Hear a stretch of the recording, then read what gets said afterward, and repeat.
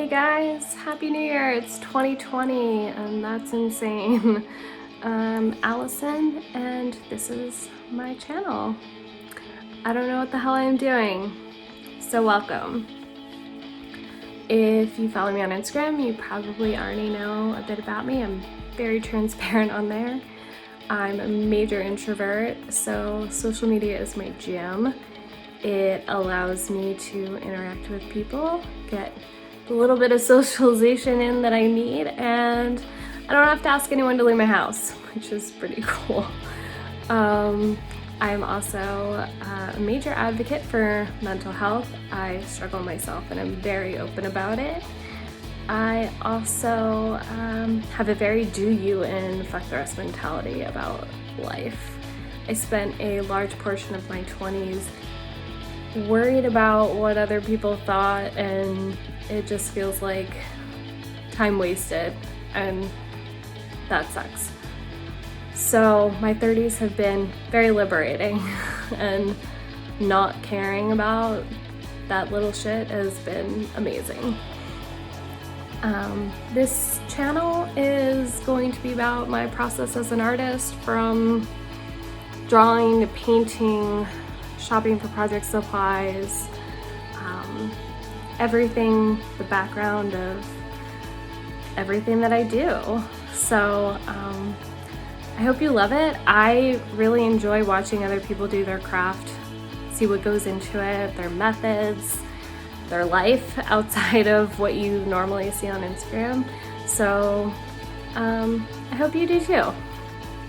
My first video is going to be a beginning to end process of creating a custom wood sign, from sanding to cutting out the stencil with the silhouette cameo, putting that down, painting, adding chain, wrapping up, and getting ready to ship out.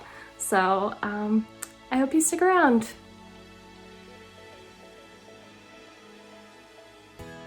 I created a simple stain with some blue and brown paint in order to tone down the red in the oak wood.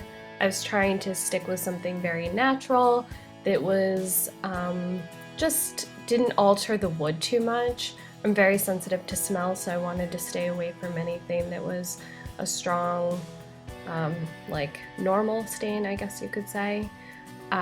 It is my least favorite process, so I do about 3 coats, letting it dry in between, and then a good hand sanding after. I create my designs in Illustrator and then I open and edit them in the Silhouette Studio program.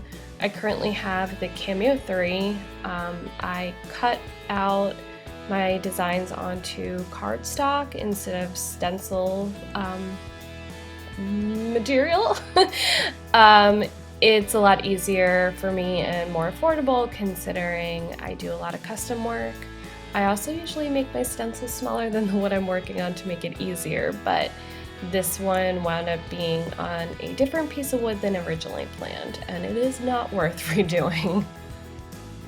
To prevent an unnecessary mess, I use a triangle makeup sponge because it's very dense, and I use very little paint to apply the stencil because no one wants that shit when you pull back the stencil.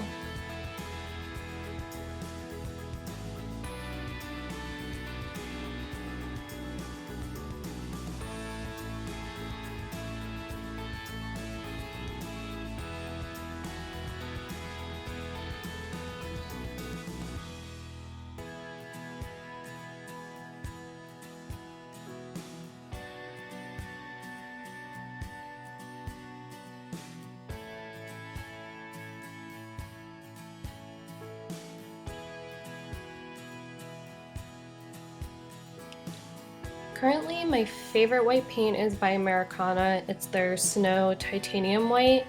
It's fairly opaque, only really needing 2 coats to be mostly satisfied, and that's not including the stencil. It allows for mistakes, so I can easily wipe it away with a wet paper towel without ruining the wood, which is very important. I've used thicker paints before, but the details that I sometimes have to do it just doesn't allow for that same control. So this has been my favorite so far.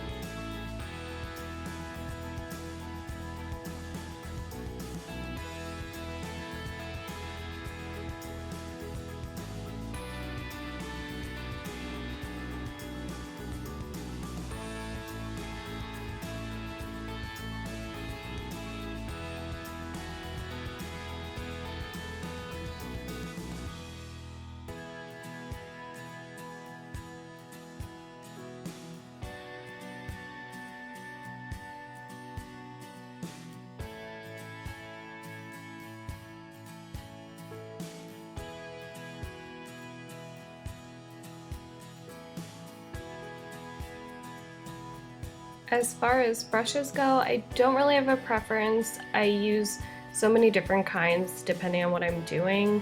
So it can be something softer, more firm, or shorter depending on what kind of control I'm looking for. From there, I just go for the shape that works best for what I'm doing as well. Since I work on wood that has a rough grain sometimes, my brushes get messed up pretty easily, so I try not to spend too much money on them since they tend to be kind of disposable.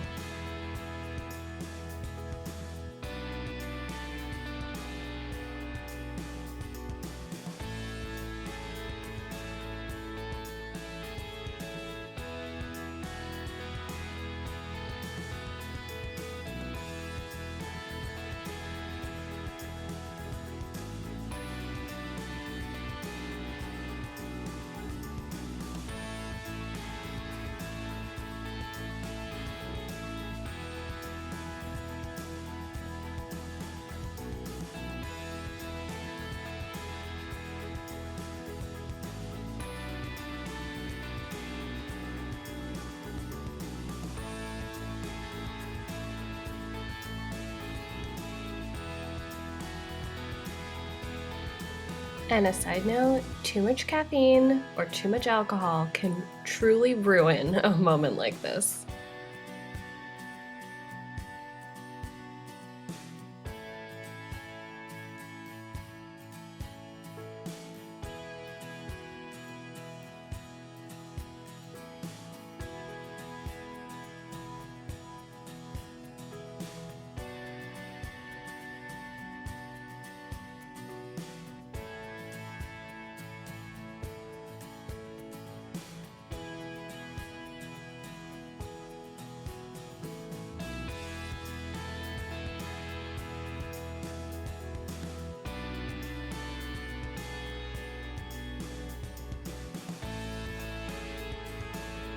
For anything that I paint, I don't use a protective top coat or spray.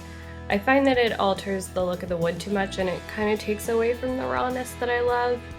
These signs should obviously be handled with care, and usually the wall it hangs on won't do anything too harmful. Direct sunlight might, but then again, direct sunlight can be harmful to us as well. So.